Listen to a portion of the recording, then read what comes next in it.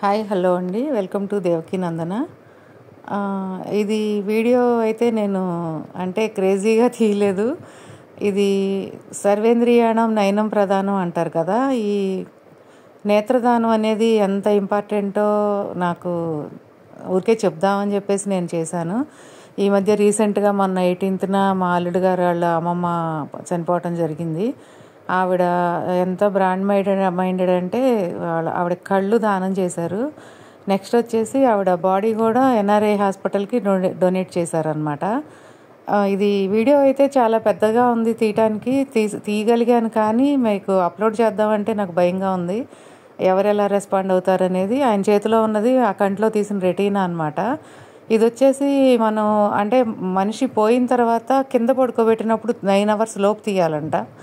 అదే కనుక మనం వెంటనే ఐస్ బాక్స్లో కనుక పెడితే 24 hours కనుక తీయొచ్చంట. అందరూ నేత్రదానం అయితే చేయండి. Thank you.